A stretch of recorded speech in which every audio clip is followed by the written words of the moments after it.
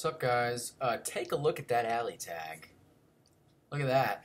That E with the acute accent over it, I believe, is pronounced with the A sound, which means that their alliance tag is pronounced most likely VÉNDX, which is totally cool. There is absolutely nothing weird about that.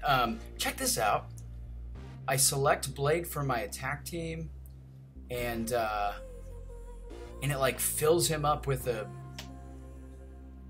some health. I don't know. I've never seen that before. I just thought I'd point it out because it's something that I thought was cool when I was reviewing and putting together this video. So pretty inconsequential, but wanted to point it out anyway.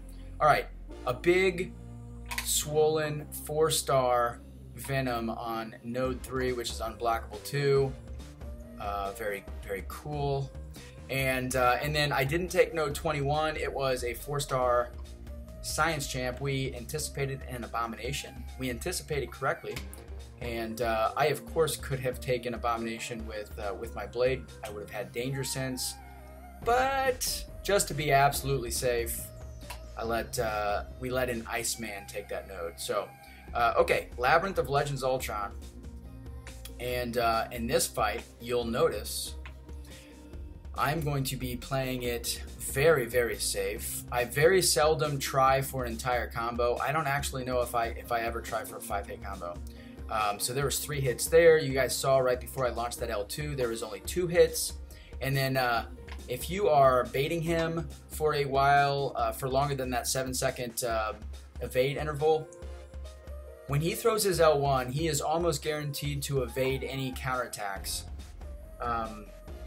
So that's why you saw me attack in with a medium and then throw my L1 immediately, which he of course evaded. But I took a screenshot because, as you guys saw, as I pointed out, at the end of that fight, in which I received 0 hits, I was down to 60% of my health, all through the block. So interesting stuff. Here on enhanced crits and enhanced bleeds, we have I believe a 345 Hella, and this is no match for Blade. Pretty swift fight there.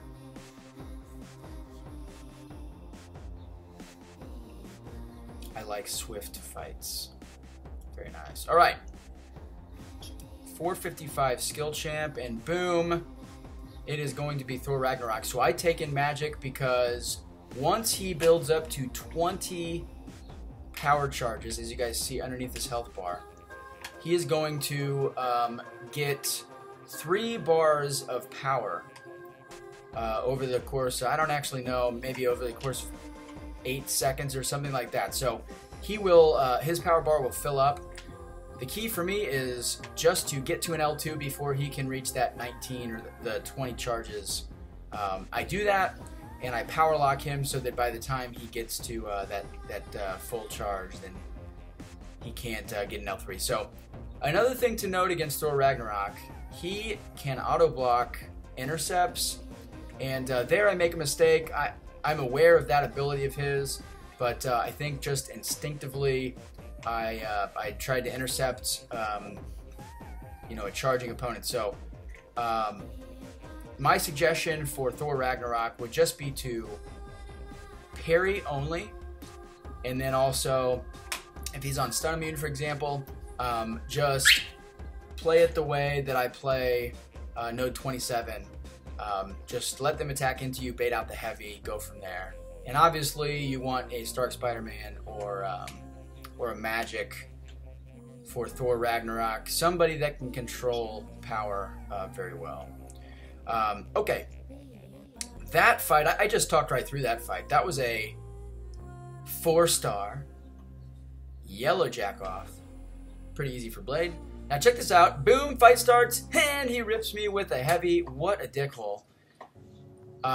He is the moodiest defender in the game. I mean, this guy, he can be super aggressive, like in that case. He can also be insanely passive, like to the point where you wonder if the game is frozen because he will not move.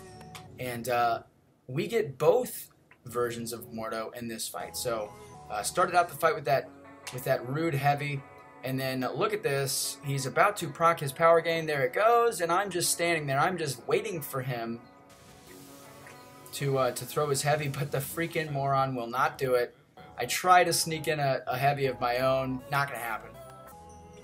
So he gets to his L3. It's a 345 Mordo, so it's not really a huge deal. I just have to be conscious of Bane. Look at my regen working overtime, trying to keep me afloat while I am waiting my opportunity to attack him. The one positive I will say about Mordo, as you guys just saw there, when he is being super passive, if you've got Blade and he's awakened, you're going to have a lot of opportunity to regen in the fight, which is great. And fortunately, I am able to get him to throw his L2 there, which I evade, and then I can finish him off. But, you know, he's just a moody cat. He's just a moody cat. He doesn't do a ton of damage, so you're going to have some opportunity to recover if you do take some hits. But moving on to the Unblockable 2 and double power gain mini boss, we have a 565 Blade. I love this placement. I think that this is incredibly innovative. I don't know if this was like stumbled upon by accident,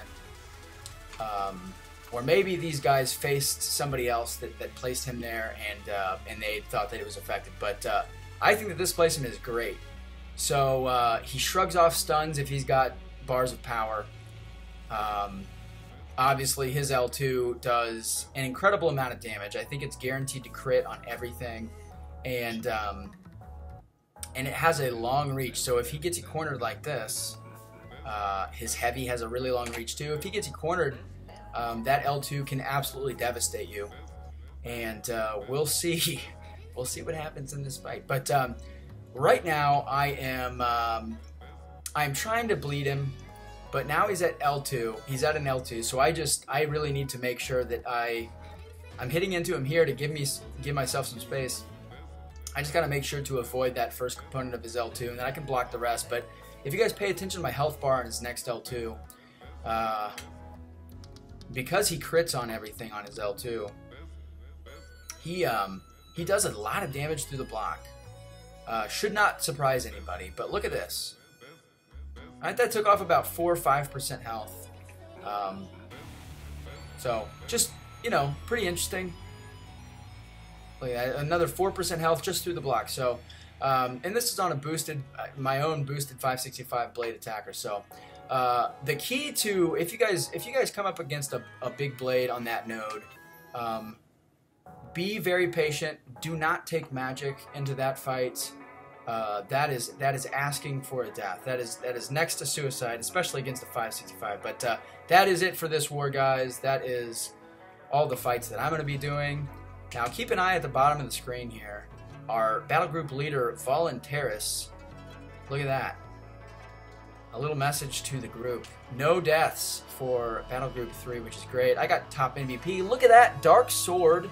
What a cool name, especially given the Alliance tag. Dark Sword from VÉNDX. That is it, guys. Like the video if you like it. If you hate it, like it anyway. It helps me out. It makes me feel good. Comment even if you hate me. I love those comments too. So thanks for watching, guys. I'll be posting another one soon.